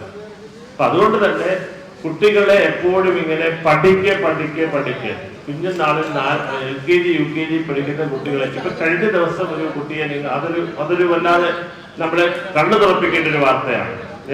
മറ്റു വാർത്തകളൊന്നും ഞാൻ പറയുന്നില്ല. ഇതെങ്കിലും കണ്ണു തുറപ്പിക്കേണ്ടതാണ്. കഴിഞ്ഞ ദിവസം LKG പത്രത്തിൽ വന്ന വാർത്തയാണ്, അല്ലെങ്കിൽ മറ്റ് സോഷ്യൽ മീഡിയയിൽ വന്ന വാർത്തയാണ്. LKG പഠിക്കുന്ന കുട്ടി രാവിലെ സ്കൂളിൽ പോകാൻ തയ്യാറല്ല. അങ്ങനെ എല്ലാ ദിവസവും വഴക്കുണ്ടാകാറുണ്ടായിരുന്നു. ഏതായാലും കഴിഞ്ഞ ദിവസം ആ കുട്ടിയെ കാണാതെ അപ്പോഴേക്കും വീട്ടുകാരെല്ലാവരും ഓട്ടം തുടങ്ങി. അയൽക്കാരെല്ലാവരെയും അറിയിച്ചു, അയൽക്കാർ ഓടാൻ തുടങ്ങി. പോലീസിനെ അറിയിച്ചു, പോലീസും എല്ലായിടത്തും. കൊച്ചുകുട്ടിയല്ലേ, 5 വയസ്സോ മറ്റോ, 5 വയസ്സ് അടുത്ത LKG ആകേണ്ട പ്രായമുണ്ട്, 5 വയസ്സെന്ന് വെക്കാം. 5 വയസ്സായ കുട്ടിയായതുകൊണ്ട് സ്വാഭാവികമായിട്ടും ഈ സമയത്ത് എല്ലാ ദിവസവും ഭയമുള്ള വാർത്തകൾ മാത്രം കേട്ട് പഴകിയ എല്ലാ മനുഷ്യരും ഭയന്നു എന്നുള്ളതുകൊണ്ട് നാട്ടുകാരും പോലീസ് ഒന്നടങ്കം ഈ കുട്ടി അന്വേഷിച്ച് എല്ലായിടത്തേക്കും പാഞ്ഞു. എല്ലായിടത്തും മെസ്സേജസ് പോയി. എല്ലാം കഴിഞ്ഞു. കുറച്ചു കഴിഞ്ഞപ്പോഴേക്കും അയൽവക്കക്കാർ വീട്ടിനകത്ത് മുഴുവൻ അഴിച്ചു പറക്കിയ കൂട്ടത്തിൽ ഒരു വാതിലൊന്നും തുറന്നു നോക്കി ചരിഞ്ഞെത്ത വാതിലൊന്നും നിറത്തി നോക്കിയപ്പോൾ കുട്ടി വാതിലിന്റെ പുറകിലുണ്ട്. കുട്ടി വാതിലിന്റെ പുറകില് നിൽക്കുകയാണ്. ആ കുഞ്ഞു മോൻ അല്ലെങ്കിൽ മോൾ, എനിക്കറിയില്ല മോനോ മോളോ എന്നറിയില്ല, ആ കുഞ്ഞു ബാലൻ അല്ലെങ്കിൽ ബാലിക വാതിലിന്റെ നമ്മൾ ഒളിച്ചു കളിക്കുന്ന രംഗമാണ് നമുക്കോ ഇവിടെ നമ്മളൊക്കെ ഇങ്ങനെയൊക്കെ ഒളിച്ചു കളിച്ചിട്ടുള്ളവരാണ്. അപ്പൊ അതുകൊണ്ട് കുട്ടി ഇത് ഒളിച്ചു കളിക്കുന്നതിന്റെ ഭാഗമായിട്ട് നേരത്തെ തന്നെ ശീലിച്ചിട്ടുണ്ട്. അതുകൊണ്ട് വാതിലിന്റെ പുറകിൽ ഒളിച്ചു, അത്രയും സംഭവിച്ചുള്ളൂ. അല്ലാതെ കുട്ടി ഒരിടത്തും നഷ്ടപ്പെട്ടില്ല, കാണാതെ പോയിട്ടില്ല. വീട്ടിനകത്ത് തന്നെ ഉണ്ടായത്. പരിഭ്രമം കൊണ്ട് രക്ഷിതാക്കൾക്ക് കണ്ടുപിടിക്കാൻ കഴിഞ്ഞില്ലാതിരിക്കാം. കുട്ടിയോട് എന്താ മോളെ അല്ലെങ്കിൽ എന്താ മോളെ നീ ഇവിടെയൊക്കെ ഒളിച്ചിരിക്കുന്നേ, എന്നെ ട്യൂഷന് വിടുന്നു, എന്നെ ട്യൂഷന് വിടണമെന്ന് പറഞ്ഞു. എനിക്ക് ട്യൂഷന് പോണ്ട. ഒരു ശനിയോ ഞായറോ ആയിരുന്നു ആ ദിവസം. അപ്പൊ സ്കൂളിൽ എല്ലാ ദിവസവും മൺഡേ ടു ഫ്രൈഡേ 5 ദിവസവും സാധ്യ ദിവസങ്ങളിൽ പോകണം. ഇനി അവധി ദിവസവും വീട്ടിൽ നിൽക്കാൻ പാടില്ല, ട്യൂഷന് പോകണം. ഇതാണ് നമ്മുടെ അമ്മമാർ. പിന്നെ എങ്ങനെ അമ്മമാരെ പറയാതിരിക്കാം? അച്ഛൻ വീട്ടിൽ വന്ന് കയറുമ്പോഴേക്കും അമ്മ പറയുന്നത് അവൻ ഇന്നൊരൊറ്റ അക്ഷരം പഠിച്ചിട്ടില്ല, ബുക്ക് തുറന്ന് നോക്കിയിട്ടില്ല. ഇതാണ് അമ്മയ്ക്ക് അച്ഛനോട് പറയാനുള്ള ആകെ ഒരു കാര്യം. അപ്പൊ അച്ഛൻ വന്ന് കയറുമ്പോ അച്ഛൻ യഥാർത്ഥത്തിൽ കുട്ടിയെ ഒരു സ്നേഹത്തോട് നോക്കാനോ ലാളിക്കാനോ പല്ലാളിക്കാനോ അമ്മ അനുവദിക്കത്തില്ല. പുറത്ത് പോയി ജോലി കഴിഞ്ഞ് ക്ഷീണിച്ചു വരുന്ന അച്ഛൻ അല്ലെ ഭർത്താവിന് ഒരു ഗ്ലാസ് വെള്ളം കുടിക്കുന്നത് നമുക്ക് ആദ്യം പറയുന്നത് മോൾ പഠിച്ചില്ല, അല്ലെങ്കിൽ മോള് ബുക്ക് തുറന്നില്ല, അവൾ ഒരു ഒറ്റ അക്ഷരം എന്ന് വായിച്ചിട്ടുണ്ടാവും. Full time മൊബൈലിലായിരുന്നു. ഇത് പറഞ്ഞ് ഈ കുട്ടിയെ എന്നും കുറ്റപ്പെടുത്തുന്ന കുട്ടികളാണ് ഒടുവിൽ ഇപ്പോ അമ്മയെയും അച്ഛനെയും ഒരുമിച്ച് കൊല ചെയ്യാൻ തുടങ്ങി. ആ കൊല ചെയ്യിച്ചത് ഈ അമ്മമാർ അച്ഛന്മാരാണ്. അതിന്റെ ഒരു തുടർച്ചയാണ് നടന്നുകൊണ്ടിരിക്കുന്നത്. അതിനെയും കുറച്ചു നാളുടെ തുടർന്നേക്കാമെന്ന് ഭയത്തോടുകൂടി പറയേണ്ടി വരുന്നു. എന്ന് ഇത്തരത്തിൽ കുട്ടികളെ അവരെ മാനസിക പീഡനത്തിന്, ശാരീരിക പീഡനത്തിനേക്കാളും വളരെയേറെ മനസ്സിൽ തങ്ങിയിരിക്കുന്നത് ഭാവിയിൽ ഇതുപോലെ പ്രതികാരം ഉണ്ടാക്കുന്നതുമാണ് മാനസിക പീഡനം. ശരീരത്തിൽ അടി കൊടുത്താൽ അത് അന്നേരത്തേക്കുള്ള വേദനയോടുകൂടി കുട്ടി മറന്നിരിക്കും. പക്ഷേ മനസ്സിനെ വേദനിപ്പിച്ചാൽ, മനസ്സിനെ മുറിവേൽപ്പിച്ചു കഴിഞ്ഞാൽ ആ കുട്ടിയുടെ മുറിവ് അതൊരു പകയായിട്ട് നിലനിൽക്കുമെന്നുള്ളതിന്റെ പ്രതികാരത്തിന്റെ ഭാഗമാണ് നമ്മൾ കണ്ടുകൊണ്ടിരിക്കുന്ന ഓരോ ദിവസത്തെയും ഓരോ കൊലപാതകത്തിന്റെയും ഓരോ ഭയപ്പെടുത്തുന്ന മരണത്തിന്റെയും സ്വയം ആത്മഹത്യ ചെയ്യുന്നതിന്റെയും ഒക്കെ കാരണം എന്നുള്ളതാണ് ഞാൻ മനസ്സിലാക്കുന്നത്. അതുകൊണ്ട് ഒരു പുതിയ തലമുറയെ സൃഷ്ടിച്ചെടുക്കാനായിട്ട് നമ്മൾ രക്ഷിതാക്കൾക്ക്, മുതിർന്നവർക്ക്, മാതാപിതാക്കൾക്ക്, അതുപോലെ തന്നെ മുത്തശ്ശിമാർക്ക് ഉൾപ്പെടെ എല്ലാവർക്കും ഒന്നേന്ന് ഒരു പുതിയ സമീപനത്തോടുകൂടി മക്കളെ വളർത്താൻ തുടങ്ങാമെന്നുള്ളതാണ് ഈ ഒരു സന്ദർഭത്തിൽ വിദ്യാഭ്യാസ രംഗത്ത് പ്രവർത്തിക്കുന്ന ഒരു വ്യക്തി എന്നുള്ളതിനെ സൂചിപ്പിച്ചത്. എന്തായാലും ഒട്ടും അധികം 2 3 മിനിറ്റ് മാത്രം സംസാരിക്കണമെന്ന് ഉദ്ദേശിച്ചതാണ്. പക്ഷേ പറഞ്ഞവരൊക്കെ ഓരോരുത്തരും ജോലി സാർ വിദ്യാഭ്യാസ രംഗത്തുള്ള ഒരു വളരെ വലിയൊരു സംഭവമാണെന്നൊക്കെ പറഞ്ഞു. അപ്പൊ അങ്ങനെ ഒരു സംസാരിക്കണമെന്ന് പറയുമ്പോൾ ഞാൻ എന്തും പറയാതെ ഒരു വാക്ക് ചുരുക്കരുതെന്നൊന്നും എഴുതിയതുകൊണ്ട് മാത്രമാണ് ഇത്രയും അല്പം ദീർഘമായി സംസാരിച്ചത്. എന്തായാലും ശരി, ഈ ഒരു തയ്യാട്ടവും ഈ ഒരു സംരംഭവും ഈ ഒരു ഉദ്യമവും ഒക്കെ ഒരുപാട് വാഴ്ത്തപ്പെടേണ്ടതാണ്, ഒരുപാട് പ്രശംസിക്കേണ്ടതാണ്, അഭിനന്ദിക്കേണ്ടതാണ്. ആ അഭിനന്ദനവും പ്രശംസയും ഒക്കെ ചെയ്യുന്നതിനോടൊപ്പം തന്നെ ഇത് വീണ്ടും ഒരുപാട് മുന്നോട്ട് നമ്മുടെ കേരളത്തിന്റെ സംസ്കാരത്തിനെ വിളിച്ചുകൊണ്ട രീതിയിൽ അതിനെ വികസിപ്പിക്കുവാനുള്ള എല്ലാവിധ ഉത്തരവാദിത്വവും നവനീതി ഉൾപ്പെടുന്ന ഇവിടുത്തെ സംഘാടകരായിട്ടുള്ള എല്ലാവരും ഏറ്റെടുത്തുകൊണ്ട് നമ്മുടെ നാടിനെ പുതിയൊരു സംസ്കാരത്തിലേക്ക്, നമ്മുടെ തനത് സംസ്കാരത്തിനെ കുറെ കൂടി എല്ലാവരിലേക്കും എത്തിക്കുന്നതിന് വേണ്ടിയിട്ട് സാധിക്കട്ടെ എന്ന് ഞാൻ ആശംസിച്ചുകൊണ്ട് എന്റെ വാക്കുകൾ നിർത്തുന്നു. നന്ദി, നമസ്കാരം. ആഘോഷ കമ്മിറ്റിയുടെ മെമ്പർ, ഈ നാട്ടിലെ പ്രിയങ്കരനുമായ യുവ നേതാവ് ശ്രീ ആദരിയ നന്ദുവിനെ ക്ഷണിച്ചു. ഈ പരിപാടിയുടെ അധ്യക്ഷൻ ശ്രീ രാധാകൃഷ്ണൻ ചേട്ടൻ, അതുപോലെ തന്നെ എൻ്റെ മകളുടെ ഗുരുനാഥൻ കൂടിയാണ്, മകള് ജ്യോതിസിലാണ് പഠിക്കുന്നത്, ശ്രീ ജ്യോതിസ് ചന്ദ്രൻ സർ, നമ്മുടെ ജ്യോതിസ് ഗ്രൂപ്പ് ഓഫ് സ്കൂൾസിൻ്റെ ഡയറക്ടറാണ്. അതുപോലെ ഈ പരിപാടി പങ്കെടുത്തുകൊണ്ടിരിക്കുന്ന ബഹുമാനീയരും ഗുരുതുല്യരുമായിട്ടുള്ള സഹപ്രവർത്തകരുമായിട്ടുള്ള ബഹുമാന്യ വ്യക്തിത്വങ്ങൾ, എന്നെ കേൾക്കുന്ന എൻ്റെ നാട്ടിലെ നല്ലവരായിട്ടുള്ള ഗുരുജനങ്ങളെ, സഹോദരി സഹോദരന്മാരെ, എല്ലാവർക്കും വിനീതമായ നമസ്കാരം. ഞാൻ വലിയൊരു പ്രസംഗത്തെ മുതിരുന്നില്ല. കാരണം ഒരു വലിയ പ്രസംഗത്തിന്റെ വേദിയല്ല ഇത് എന്ന ഉത്തമമായ ബോധ്യം എനിക്കുണ്ട്. നമ്മളെ സംബന്ധിച്ചിടത്തോളം ക്ഷേത്ര ഉത്സവങ്ങളും അതുപോലെ തന്നെ ആചാരാനുഷ്ഠാനങ്ങളും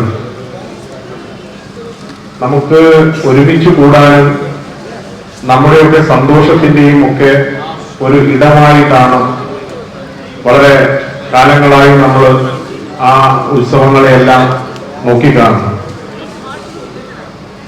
മലബാർ ഭാഗത്ത് മാത്രം ഒരു കാലഘട്ടത്തിൽ ഒതുങ്ങി നിന്നിരുന്ന തെയ്യം പോലെയുള്ള കലാരൂപങ്ങൾ ഇന്ന് ആ അതിർവരമ്പുകളൊക്കെ ലംഘിച്ചുകൊണ്ട് നമ്മുടെ എല്ലാ ക്ഷേത്രങ്ങളിലേക്കും ക്ഷേത്രാചാരം എന്നുള്ള നിലയിൽ തന്നെ, അല്ലെങ്കിൽ ക്ഷേത്ര ഉത്സവത്തിന്റെ ഭാഗമായി എന്നുള്ള നിലയിൽ തന്നെ വന്നു ചേർന്നുകൊണ്ടിരിക്കുന്ന ഒരു കാലഘട്ടത്തിൽ എന്നെ സംബന്ധിച്ചിടത്തോളം ഏറ്റവും അഭിമാനദായകമായിട്ട് ഞാൻ കാണുന്നത് ഈ നാട്ടുകാരൻ എന്നുള്ള നിലയിൽ ഐരവല്ലി ക്ഷേത്രത്തെ സംബന്ധിച്ച്, അതിന്റെ ഭരണസമിതിയെ സംബന്ധിച്ചിടത്തോളം ഇത്തരം ആചാര അനുഷ്ഠാന കലാരൂപങ്ങളോട് അവർ കാണിക്കുന്ന ഒരാദരവ്, അത് വളരെ ശ്ലാഘനീയമാണ്. അവരെടുക്കുന്ന ആ നിലപാടിനെ നമ്മൾ എത്ര പ്രശംസിച്ചാലും അത് മതിവരാത്ത ഒരു സാഹചര്യമാണ്. കാരണം നമ്മളത് നോക്കിക്കഴിഞ്ഞാൽ പല ക്ഷേത്രങ്ങളും ഇത്തരം ആചാരങ്ങൾക്ക് അവസരം കൊടുക്കുന്നതിന് പകരം നേരത്തെ ഉദ്ഘാടകനൊക്കെ സൂചിപ്പിച്ചതുപോലെ വലിയ റേറ്റിൽ ഗാനമേള നടത്താനും അതിലുപരി നമ്മുടെ സംസ്കാരത്തിന് യോജിക്കാത്ത, നമ്മുടെ ആചാരങ്ങൾക്ക് യോജിക്കാത്തതുമായിട്ടുള്ള പല കാര്യങ്ങൾക്കും വേദികൾ കൊടുക്കുന്ന സ്ഥലങ്ങളായി ക്ഷേത്രങ്ങൾ മാറുന്ന ഒരു സാഹചര്യത്തിലാണ് നമ്മുടെ പ്രദേശത്ത് ഏറ്റവും പുരാതനമായിട്ടുള്ള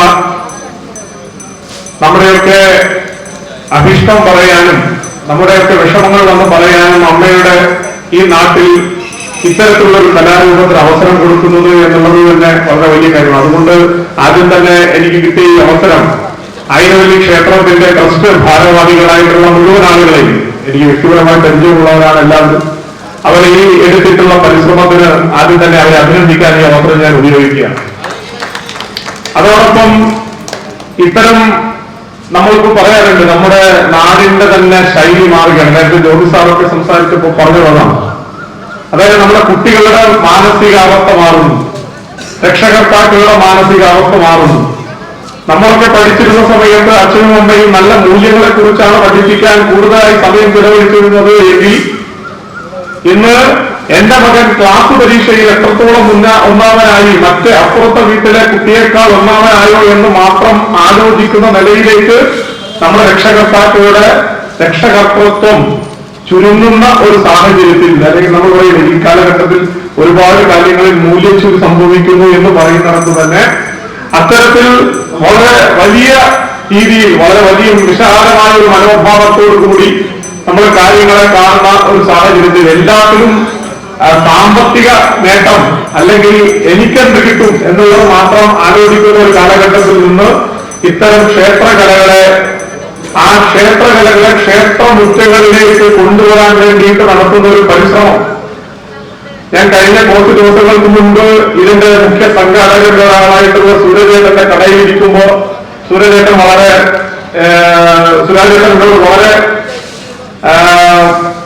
ഒരു ഇതോടെ പറഞ്ഞു, നിന്റെ നാട്ടിലാണ് ഇത്തവണ നമ്മുടെ ഈ പരിപാടി സംഘടിപ്പിക്കുന്നത്. ഒരുപാട് പ്രശ്നങ്ങളുണ്ട്, കാരണം ഇത് നടത്തിയെടുക്കാൻ വേണ്ടിയിട്ട് ഒരുപാട് പൈസ ചെലവുണ്ട്. ഇത്തരം കാര്യങ്ങൾക്കൊന്നും ആരും സാമ്പത്തികമായി സഹായിക്കില്ല. ക്ഷേത്രകലകളെ സഹായിക്കാൻ വേണ്ടിയിട്ട് ആരും മുന്നോട്ട് വരില്ല. ഏറ്റവും കൂടുതൽ ആത്മഹത്യ ചെയ്യപ്പെടുന്നത് ആചാരപരമായും പൗരാണികമായും ക്ഷേത്രകലകൾ ആചരിച്ചു പോകുന്ന ആചാര്യന്മാരാണ്. കാരണം ആ വീടുകളാണ് ഏറ്റവും തകർച്ചയിലേക്ക് പോകുന്നത്. പക്ഷെ ഇന്നത്തെ ഗാനമേള ട്രൂപ്പുകളുടെ ഒന്നും ആരും അങ്ങനെ ആത്മഹത്യകൾ നമ്മൾ കേൾക്കില്ല. കാരണം അവർക്കൊക്കെ പൈസ കൊടുത്ത് ലക്ഷക്കണക്കിന് രൂപ അവർ പറയുന്ന പൈസ കൊടുത്ത് പരിപാടി ബുക്ക് ചെയ്യാനുള്ള ക്ഷേത്രങ്ങളും അതുപോലുള്ള കമ്മിറ്റികളും നിലനിൽക്കുമ്പോൾ ഇത്തരത്തിലുള്ള ആചാര പദ്ധതികളിലൂടെ കടന്നു പോകുന്ന ഇതൊരു തപസ്സാണ്. ഈ ഇരിക്കുന്ന ഈ തെയ്യത്തിന്റെ പ്രവർത്തനങ്ങൾക്ക് വേണ്ടിയിട്ട് ഇവിടെ വന്നിരിക്കുന്നവരെല്ലാവരും അവരുടെ ജീവിതത്തിലെടുത്തൊരു തപസ്സും ഒരു വ്രതവുമാണ് അവർ ഈ നടത്തിപ്പോരുന്ന ഈ ആചാരത്തിന്റെ നാൾവഴികളിലെല്ലാം നമുക്ക് കാണാൻ വേണ്ടി സാധിക്കുന്നു. അങ്ങനെയുള്ളൊരു തപസ്സിനെ, അങ്ങനെയുള്ളൊരു സബരിയെ നമ്മുടെ മുൻപാകെ കൊണ്ടുവരാൻ വേണ്ടിയിട്ട് ശ്രമിക്കുന്ന, ഞാനിപ്പോ പറഞ്ഞല്ലോ സൂര്യചേട്ടനെ പോലെയുള്ള നവനീതനെ പോലെയുള്ള ആളുകൾ അവര് സാമ്പത്തികം നോക്കിയിട്ടല്ല, അല്ലെങ്കിൽ എന്ത് ലാഭം എന്ന് നോക്കിയിട്ടല്ല, മറിച്ച് ഇത്തരം നമ്മുടെ ആചാര പദ്ധതികളിലുള്ള ഇത്തരം കലാരൂപങ്ങൾ ഈ നാട്ടിൽ നിലനിൽക്കേണ്ടതിന്റെ ആവശ്യകത അവരുടെ കുടുംബങ്ങൾ ഈ നമ്മുടെ ഈ പറയുന്ന ക്ഷേത്ര കലകളായിട്ടുള്ള ക്ഷേത്രാചാരങ്ങളുടെ ഭാഗമായിട്ടുള്ള ഈ പ്രവർത്തനം ഏറ്റെടുത്തതിന്റെ പേരിൽ അവരുടെ കുടുംബങ്ങൾ പട്ടിണി കിടക്കാതിരിക്കേണ്ടതും, നമ്മൾ അമ്പലത്തിൽ വന്ന അമ്മയ്ക്ക് കാണിക്കയിടും പോലെ തന്നെ, നമ്മൾ അമ്പലത്തിൽ വന്ന അമ്മയെ തൊഴുത് അമ്മയ്ക്കൊരു പൂമാല വയ്ക്കും പോലെ തന്നെ നമ്മുടെ പ്രാർത്ഥനയുടെ ഭാഗമാണ് എന്ന യാഥാർത്ഥ്യ ബോധത്തോടു കൂടിയുള്ള പ്രവർത്തനമാണ് എന്ന് ഞാൻ അതിനെ നോക്കിക്കാണുന്നു. അത്തരം പ്രവർത്തനങ്ങൾ ഏറ്റെടുത്തിട്ടുള്ള ഈ ട്രസ്റ്റ്, ആ ട്രസ്റ്റിലെ ഇത്തരം പ്രവർത്തനങ്ങൾ ഏറ്റെടുത്തിട്ടുള്ള സുരാജേട്ടനെയും അതുപോലെ തന്നെ നവനീതേട്ടനെയും പോലെയുള്ള ആളുകളോടും ഈ അവസരത്തിൽ ഞാൻ എന്റെ കടപ്പാട് അറിയിക്കാൻ വേണ്ടിയിട്ട് ആഗ്രഹിക്കുകയാണ്. അതുപോലെ ഈ പ്രവർത്തനത്തിന്, ഈ പരിപാടി കാണാൻ ഇന്നിവിടെ എത്തിയിട്ടുള്ള എല്ലാവരോടും നിങ്ങളുടെ നാട്ടുകാരൻ എന്നുള്ള നിലയിൽ, നിങ്ങളിൽ ഒരാളെന്നുള്ള നിലയിൽ ഈ ട്രസ്റ്റിനു വേണ്ടിയിട്ടുള്ള എല്ലാവിധമായ സ്നേഹവും നിങ്ങളുടെ മുൻപാകെ അവതരിപ്പിച്ചുകൊണ്ട്, നിങ്ങളുടെ മുൻപാകെ വെച്ചുകൊണ്ട് ജഗദീശ്വരന്റെ കാരുണ്യം നമുക്ക് എല്ലാവർക്കും ചൊരിയുമാറാകട്ടെ എന്ന് പ്രാർത്ഥിച്ചുകൊണ്ട് ഈ പ്രവർത്തനത്തിന് നേതൃത്വം നൽകുന്ന എല്ലാവർക്കും ജഗദീശ്വരന്റെ കരുണാകടാക്ഷം ഉണ്ടാകട്ടെ എന്ന് മാത്രം പ്രാർത്ഥിച്ചുകൊണ്ട് നിർത്തുന്നു. വന്ദേ മാതരം.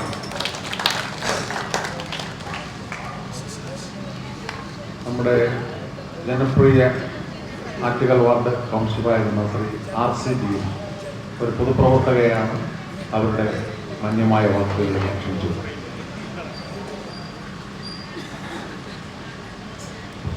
ബഹുമാന്യനായ അധ്യക്ഷൻ, ഓങ്കാര ധ്വനിയോടെ ഒരു ഭക്തിസാന്ദ്രമായ അന്തരീക്ഷത്തിൽ നമ്മളെ എത്തിച്ച ശ്രീമതി സരിതാറാം, വേദിയിലും സദസ്സിലും ഇരിക്കുന്ന നമ്മളോട് വളരെ നല്ല രീതിയിൽ ആയിരക്കണക്കിന് കുട്ടികളെ ഇപ്പോഴുള്ള സാഹചര്യത്തിൽ എന്താണ് നാം ചെയ്യേണ്ടത് എന്ന് കുട്ടികൾക്കും സമൂഹത്തിനും വളരെ തുറന്ന മനസ്സോടുകൂടി മാതൃക കാണിച്ചു കൊടുക്കുന്ന ശ്രീ ജ്യോതിസ് കുമാർ സാർ, അങ്ങനെ വേദിയിലും സദസ്സിലും ഇരിക്കുന്ന എല്ലാ മാന്യ മഹാവ്യക്തികൾക്കും എന്റെ സസ്നേഹ നമസ്കാരം. തെയ്യത്തിനെ പറ്റിയും ആ അനുഷ്ഠാന കല തെക്കൻ കേരളത്തിലേക്ക് എത്തേണ്ട ആവശ്യകതയെ പറ്റിയുമെല്ലാം വളരെ വിശദമായി തന്നെ വിശിഷ്ട അതിഥികൾ പലരും പറഞ്ഞു. നമ്മളെ സംബന്ധിച്ച് നമുക്കറിയാവുന്ന ഏറ്റവും വളരെ സന്തോഷപൂർവ്വം നമ്മൾ കണ്ടിരുന്ന ഒരു സിനിമയായിരുന്നു കളിയാട്ടം. ആ കളിയാട്ടത്തിൽ കൂടെയാണ് തെയ്യം, പെരിങ്കളിയാട്ടം, അതിന്റെ അനുഷ്ഠാനങ്ങൾ, അതൊക്കെ നമ്മൾ കുറച്ചുപേരൊക്കെ മനസ്സിലാക്കിയത്. നമുക്ക് അത്രയും നന്നായിട്ട് അറിഞ്ഞൂടാത്ത ഒരു അനുഷ്ഠാന കല, നമ്മൾ അറിയേണ്ട ഒരു അനുഷ്ഠാന കലയാണ് ഈ തെയ്യം. പെരിങ്കളിയാട്ടത്തിൽ സുരേഷ് ഗോപി തെയ്യം കെട്ടി ആടിയപ്പോൾ നമ്മളെല്ലാവരും അതിനോടൊപ്പം മനസ്സുകൊണ്ട് തെയ്യത്തിനൊപ്പം സഞ്ചരിച്ചു. ആ സഞ്ചാരം കാലത്തിന് അനുയോജ്യമായി ക്ഷേത്രങ്ങളിലെ അനുഷ്ഠാന കലകളിൽ ബാക്കിയുള്ള പരിപാടികൾ അവതരിപ്പിക്കുമ്പോൾ തന്നെ എല്ലാ ക്ഷേത്രങ്ങളിലും തെയ്യം അവതരിപ്പിക്കേണ്ട ആവശ്യകത ഇപ്പോൾ നന്നായി വന്നിട്ടുണ്ട്. അതുപോലെ തന്നെ എന്റെ മുന്നിൽ ഒത്തിരി അമ്മമാരിരിപ്പുണ്ട്. ഈ അമ്മമാർ ഇനി ഇങ്ങനെയുള്ള പരിപാടികളിലെല്ലാം പോകുമ്പോൾ നമ്മുടെ വീട്ടിലെ കുട്ടികളെ കൂടെ കൊണ്ടുവരാൻ നിർബന്ധിച്ചാണെങ്കിൽ ആദ്യമൊക്കെ നിർബന്ധിക്കേണ്ടി വരും, കൊണ്ടുവരാൻ തയ്യാറാകണം. കാരണം ഇപ്പോഴത്തെ സാഹചര്യത്തിൽ അടുത്ത വീട്ടിലെ കുട്ടി ആരാണെന്ന് ആർക്കും അറിയില്ല. പണ്ടൊക്കെ 6 മണി 7 മണി ആവുമ്പോൾ നമ്മുടെ വീട്ടിലെ പെൺകുട്ടികൾ സ്കൂളിൽ നിന്നും കോളേജിൽ നിന്നും വന്ന് ബസ്സിലേറ്റായി ജംഗ്ഷനിലൊക്കെ നിൽക്കുമ്പോ അത് ഇന്ന വീട്ടിലെ ദാമോദരന്റെ മകളാണ് ആ നിൽക്കുന്നത്, ഇത്തിരി സന്ധ്യ ആയില്ലേ അതിനെ കൊണ്ടുവിട്ടിട്ട് നമുക്ക് പോവാം എന്ന് ചിന്തിക്കുന്ന അച്യുതൻ മാമനും കേശവ മാമനും നമ്മുടെ വീട്ടിന്റെ അടുത്തുണ്ടായിരുന്നു. പക്ഷേ ഇപ്പോ നമ്മുടെ വീട്ടിന്റെ തൊട്ടടുത്ത് താമസിക്കുന്ന കുട്ടി ആരാണ്, ആരുടെ മകളാണെന്ന് നമുക്കറിയില്ല. അങ്ങനെ അറിയണമെങ്കിൽ നമ്മുടെ വീട്ടിൽ അടുത്ത് നടക്കുന്ന കല്യാണം, മരണച്ചടങ്ങുകളാണെങ്കിലും ശരി തന്നെ, ഉത്സവം, ഇങ്ങനെയുള്ള കാര്യങ്ങളിലെല്ലാം നമ്മുടെ മക്കളെ കൂട്ടുക തന്നെ വേണം.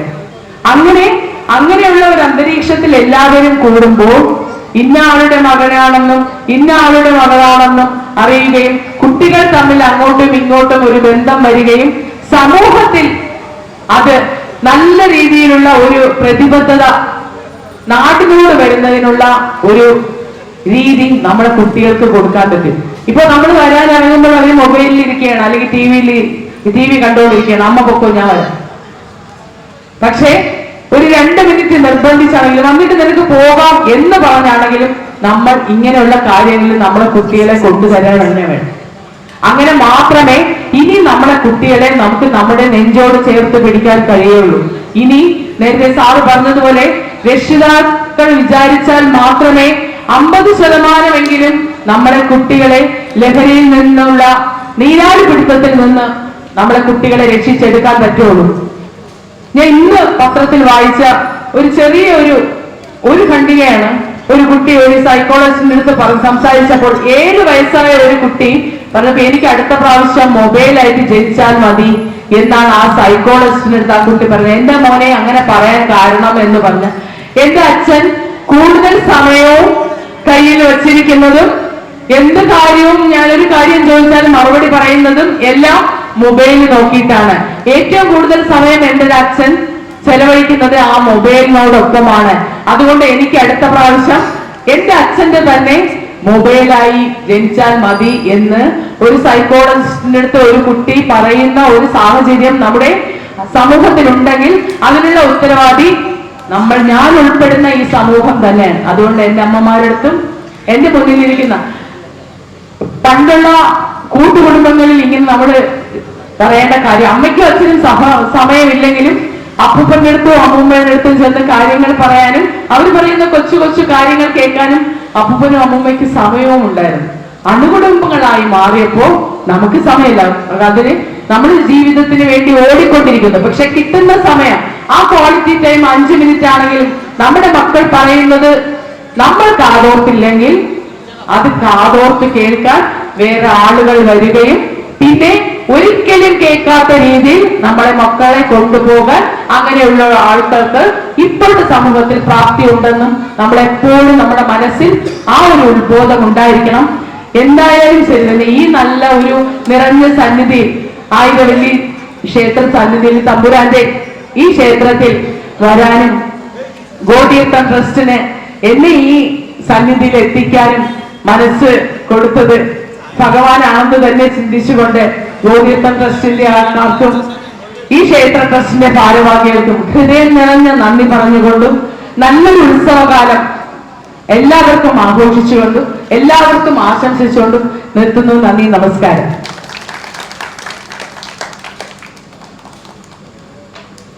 ഈശ്വര സങ്കല്പത്തിലുള്ള വയനാടൻ കുലവൻ എന്ന തെയ്യത്തെയും പരശ്ശിനിക്കടവ് മുത്തപ്പന്റെയും എല്ലാം ആ അനുഷ്ഠാന കണകളെ സങ്കല്പിച്ചുകൊണ്ടും ഭഗവാനെ സ്തുതിച്ചുകൊണ്ട് ഭക്തജനങ്ങൾക്ക് 1000 വിളക്കെന്നുള്ള ഒരു നേർച്ച വഴിപാട് നമ്മുടെ ആയിരവല്ലി തമ്പുരാന് സമർപ്പിക്കാവുന്നതാണ്.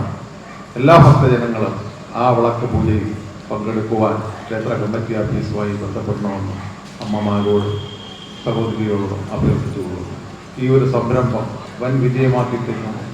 അതോടുകൂടി തന്നെ നമ്മൾ വയനാടൻ തെയ്യങ്ങളും മലബാർ തെയ്യങ്ങളും പരശ്ശിനിക്കടവ് മുത്തപ്പൻ്റെ എല്ലാം അനുഗ്രഹങ്ങളും നമ്മുടെ ഈ ക്ഷേത്രത്തിലേക്ക് വരണമെന്നും അതിനെ ആസ്പദമാക്കിയിട്ടുള്ള ആ ഒരു കോൺസെപ്റ്റ് സങ്കല്പം വിളക്കാണ്. അത് ഭക്തജനങ്ങൾക്ക് സമർപ്പിക്കാവുന്നതാണ്.